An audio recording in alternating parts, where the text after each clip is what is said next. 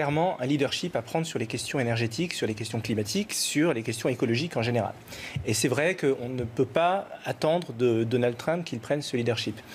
Mais ce que je trouve intéressant dans un voyage officiel tel que celui-ci, entre la France et la Chine... C'est les contrats, les affaires. Oui, évidemment, mais sur un plan écologique, c'est qu'il y a d'un côté un pays qui dit les choses et qui les fait, la Chine, et d'un autre côté un pays qui dit les choses, la France, et au fond qui ne fait pas grand-chose. On revient sur l'objectif de part de nucléaire dans la production d'électricité, etc. Il y a quelques jours... Vous trouvez la Chine exemplaire, vous? Écoutez, je vais vous donner...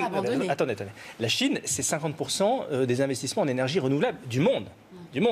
Il y a quelques jours, en Chine, a été inauguré quelque chose qui peut relever de la science-fiction chez nous en France, mais c'est un fait, une autoroute de 2 km faite en panneaux solaires. C'est un procédé révolutionnaire.